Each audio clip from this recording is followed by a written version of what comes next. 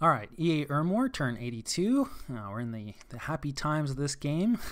It will not last, where we are fighting mostly defeated opponents while Niflheim feasts. And as soon as they decide that they need to feast on us, that is when the happy times will end. Let's see if we manage. Nope, no more astral sights for us. Let's see if at least our mind hunts worked out. No, so that is the seducer. And so she resisted us once, and she resisted us again. So in keeping tradition, with mind hunters everywhere, it is not working out for us. And we spent some fire gems, to kill one of our mages. I'm pretty sure I put the fire resistance ring on him, but it looks like 15 fire resistance, not quite enough to be safe from this. He also probably had like pretty low HP, and like most things in Dominions, I imagine, not 100% sure, but there's probably a DRN roll. So you're probably never 100% safe from this process, but yeah, we'll try this with more fire resistance gear in the future. So, you know, when you're trying to cleanse yourself of disease with flame, like, you better have quite a bit of fire resistance. So ouch on that.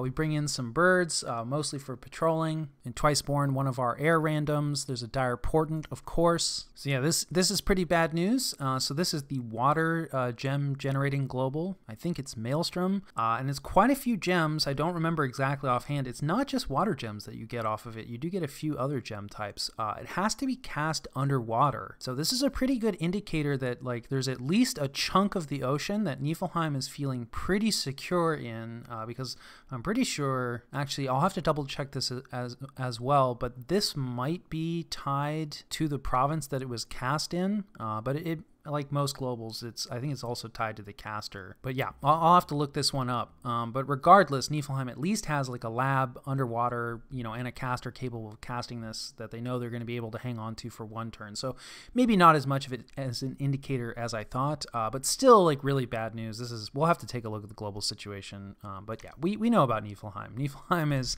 is going to be the end game problem. Let's take a look at our Happy Days battles. So let's see. This is, yeah, our Equite moving forward. One province defense, we're going to take that. We're attacking Rust somewhere. What is this? I'm not sure which province. Oh, right, this is next to Helheim. Yeah, and this is just like kind of one of our, we should blast out a fire elemental here, right? Everybody's ethereal, so that's going to be pretty good against, yeah, just some slingers, so that should work out. And let's just make sure, yeah, nobody gets sniped, so that's good. And then let's see, we're attacking. This is probably our main army, yeah, moving forward on the way to Helheim. And like, yeah, just a random grab bag of AI stuff. A Shaitan actually out here, who's pretty dangerous, and not familiar with this. Interesting. So this is like an Ubar item only, it looks like, or at least not many nations can forge it. It doesn't look amazing for what the cost is. Shaitan are pretty dangerous. That guy isn't really super kitted, and this Fire Drake is not fantastic, but they're not going to love Wailing Winds, but like, yeah, again, I actually pulled a lot of gems off of our commanders because I was like, I think like Wailing Winds and just all of our chaff and everything is going to be enough to deal with pretty much, not everything, but most of the things that the computer like pulls out. So, you know, we do waste a few gems, but we're not going like through our full script, which is a little dangerous if this army gets jumped on by someone else. But I'm not really expecting that at this point. Ugh. How do we manage to lose a Lar? All right, excuse me. We have to... We're gonna have to dive into my stupidity here, because like, yeah, we really shouldn't be, losing Lars to a situation like this. So we'll just let it run through, and you know, we'll check the commanders. Okay, yeah, so our Lar is already dead at this point. Ouch. Yeah, I mean, you know, he did have a few wyverns. Like, a wyvern came in and just nailed him. I'm pretty sure that Lar had kit, too. Hang on, let's just... yeah, in fact, we don't even need to look in the... We found his armor, so... You know, sometimes you just get unlucky, and it does demonstrate that, like, you know, okay, like, our wyvern's fantastic, like, no. But, like, anytime you have a flying unit that can deal a good amount of damage, like, and they're gonna fly in and mess with the back line, like, yeah. I may have not had any bodyguards. I think the Lar had some bodyguards. Anyway, protecting your important casters, you know, with items and bodyguards is definitely worth it and helps, you know, prevent situations like that. And clearly my kit is not quite up to the task. So that's pretty unfortunate. Not the end of the world, but we're going to have to get another Lar out to that army, definitely. And then we get attacked by the AI, so I'm not sure. Yeah, this is some cave probably. you know, just some random garbage. We don't have any province defense there. And then here we are attacking the AI. I forget what we're attacking them with. Oh yeah, just not too much. So they haven't managed to dump a ton of province defense in here yet. Although they do have, like, yeah, I think this is one of their, like, multi-heroes and a caster here. So we are risking one of our flame spirits, which is kind of scary. We've given him a lot of fire gems, and he does have some armor, although, you know, we saw how that isn't necessarily going to help him. And we have, like, just a little bit of garbage here, which, you know, is going to do better in the dark. And then, like, yeah, fire elementals do pretty well in the dark as well because they have spirit sight. And, like, yeah, it looks like just our garbage manages to rout everything off, so we didn't need to waste those fire gems, but you never know how much province defense the AI is going to dump into a place, so I do not regret that. And then we have some more battles against Vanheim. So let's see, these are just some raids. Let's see, yeah. All right, just one PD. Okay, I was going to say, I'm kind of surprised we didn't jump on Abyssia, but it looks like we are already on Abyssia, so I'd forgotten about that. And then, yeah, we have another raid. I think this is the group that was moving off of Russ's stuff. And, yeah, just one PD here as well. And we should come away with that with no losses. Yeah, so the rating is going pretty well, but, you know, against one PD, so no surprise there. Really just highlights, right, that attacking weakened people, I mean, there's a reason that everybody vultures is quite nice. And then we have some unexpected events. So brigands in Helheim, that's kind of unfortunate because we are hoping to take this capital, so we'll have to patrol that out once we do take it. Some unrest in Agartha. I think we're already patrolling here, but yeah, this is another reason we need to get our patrol groups up. And, like, yeah, we do actually have a decent amount of augurs in here, right, which are fortune tellers, so it's a little sad we're still getting these events. Like, clearly need a few more augurs inside of Agartha to help prevent that. We finished construction of a fortress somewhere. That is nice. And then I think this is the throne that we're sitting on top of, but we just have like a single token unit there, so we'll have to see where Niflheim went, but it's probably time. You know, the fact that Russ is just leaving that in place for us indicates that, you know, he's probably going to focus on Niflheim. So, you know, we'll see. We do need to be careful. We ideally do not want to fight his last large stack. But we also don't want to just hand thrones to Niflheim for free. We may have to give it up depending on how strongly Niflheim comes at us. And I have a feeling that Niflheim is just going to attack anyway. So yeah, we'll see. And then of course Helheim also is just a token siege, but Abyssia is not, and we have breached it. So we will probably go in immediately. I don't know, we'll see. We might scry and wait one turn just to see like what Vanheim has in store for us inside of there. But I'm not expecting too much. And then yeah, Pelagia was eliminated. Not really sure what happened there. I'm pretty sure they were already AI by this point, so not really too relevant to us. And yeah, I'll catch you guys after the jump. All right, this is the situation and what we're doing about it. I guess let's talk about the good news first. So this turn, the south is looking a little better. So, you know, there wasn't anything in here. We'll definitely do a scry before, you know, we crack and storm this fortress. But, you know, yeah, I mean, AI Ubar is raiding back, of course. We have some fellows patrolling here, a decent amount of province defense now. They're going to make a fire elemental. There's not too much stuff, you know, I mean, this is just regular units. They're in a cave. They're not going to love that. This is a little more risky. This is caveman PD, and we just didn't really have the money, and it's not really worth investing in. So we're going to leave our flame spirit there, who can make, you know, only one fire elemental now. We have a little bit of chaff, and then we're bringing in one of our mountain kings, or excuse me, troll kings, you know, with a few trolls, and one of our liches who has a lot of gear, way too much gear for, you know, facing off against chaff like this. He's not really set up for it, but he should be pretty difficult for them to kill, and he's going to make a bunch of skeletons. So, like, yeah, this should be fine. Famous last words. And then, of course, you know, our army is hopping on top of the fort, and we're going to bring the eagles back. So, like, yeah, I think all this is in pretty good shape, other than the fact that, you know, we did lose a Lar, so we don't have mass protection going off, but we still have Serpent's Blessing, so, you know, that's definitely a cheese that Russ could do pretty cheaply against us. I also think that, you know, he's maybe still without a gateway caster.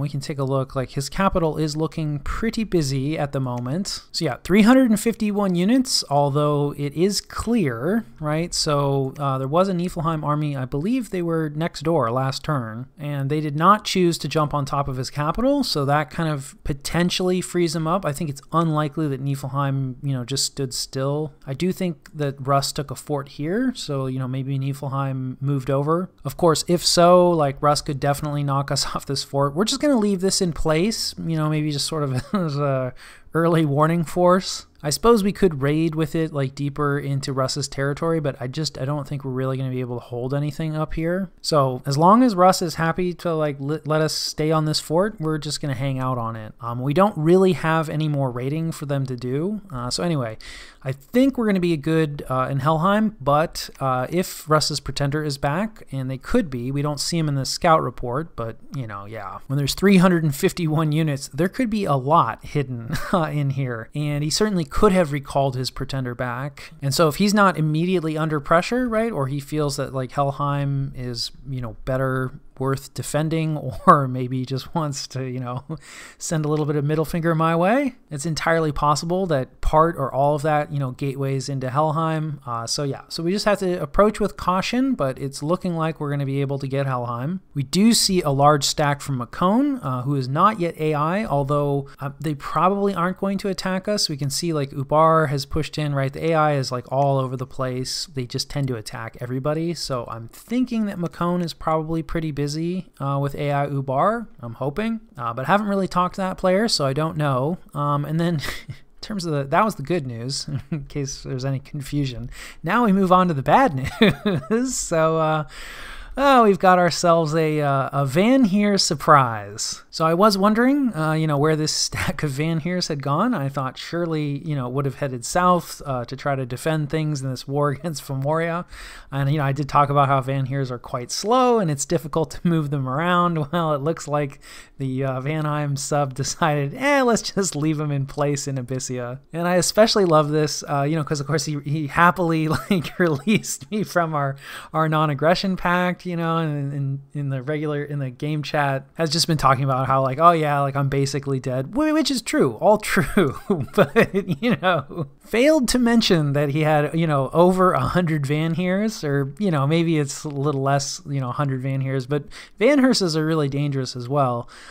So this is very problematic for us, and we cannot take this with just the random grab bag of stuff that we have on the capital. Though we have managed to crack the fort, which really does demonstrate how much siege strength like Eagles provide, because it's not like Vanheres, they have higher than normal strength, so actually decent siege defense. 100 units is nothing to sneeze at. But we're pulling almost all of this off. We're just going to send in this diseased Augur Elder, and he is going to just cast Doom, which of course curses everyone, which I feel is a appropriate response to trying to bushwhack someone with a stack of Vanheres, which I do really appreciate. But yeah, it's this is going to be problematic. So we're going to bring out, we do have one of our air deathcasters who we've twice borned, so we can add Wailing Winds to this equation. But of course Vanheres are berserkers, right? So they're not going to care about a morale play once they go berserk.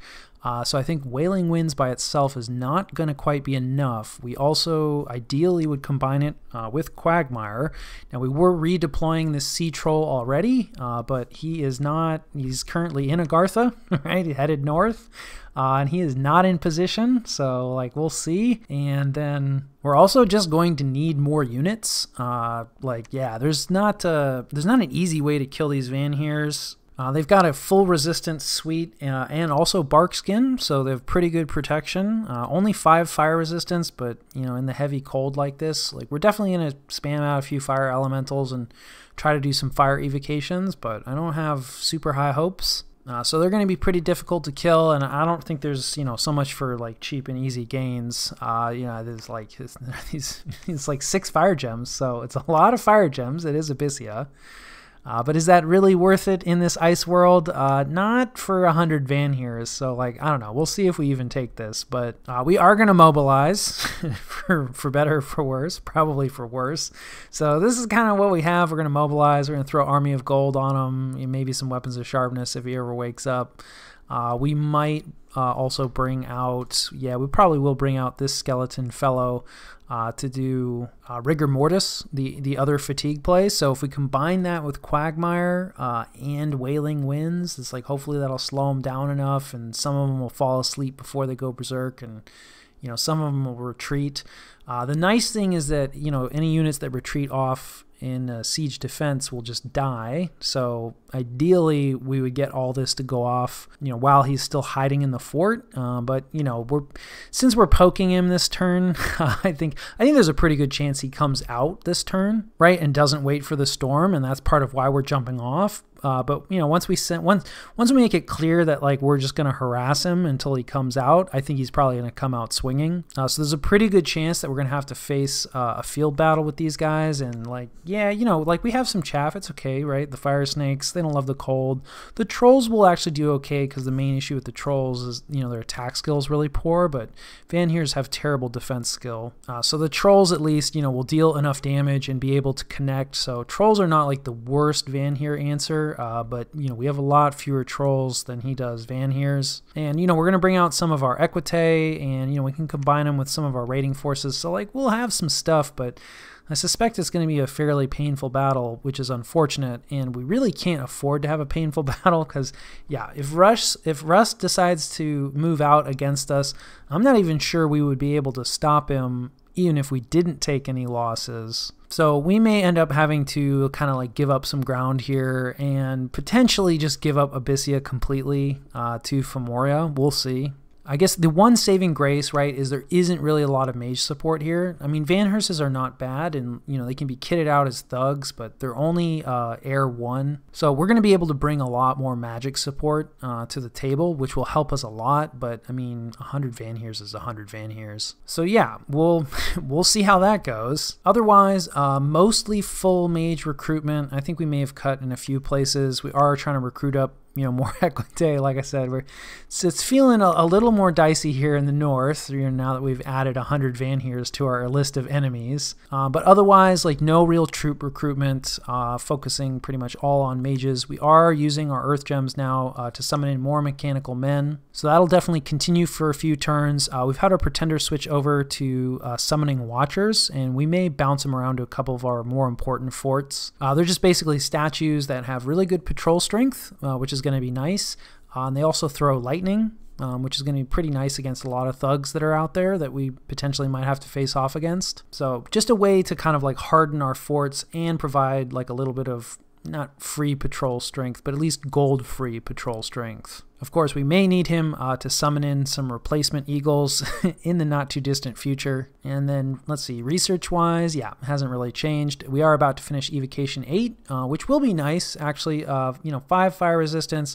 I don't know, the Vanheres have 20 protection, but Pillar of Fire does do a ton of damage. So yeah, actually maybe we'll mobilize some more augurs and then just try a bunch of fire evocation spam. I'm not really sure yet, but otherwise, like, yeah, research priorities haven't really changed. And like I said, the Russ Niflheim war does look like it's still ongoing, right? Like, Niflheim is not on top of this throne yet, so Russ is definitely not done yet. And it sounds like Femoria is not really going to pressure them hard. They were saying like, yeah, they had pretty good relations, and they wanted to give Russ as long as possible to fight against Niflheim. Otherwise, like, yeah, just trying to get scouts in position. I do actually kind of want to see some of these, well, yeah, we might actually try to get some underwater scouts just so we can get the status of these thrones. But we can at least see like the status of this coastal throne, because that's another possible source of Niflheim thrones that I hadn't really considered when we talked thrones before. I think Therados is doing okay, but yeah, I don't actually really know too much about the status of the underwater situation, right? Other than the fact that we know that Niflheim at least has a bit of a corner up here. So yeah, I think that more or less covers it for our scouting movements, and no real diplomatic updates. So I think that covers turn 82.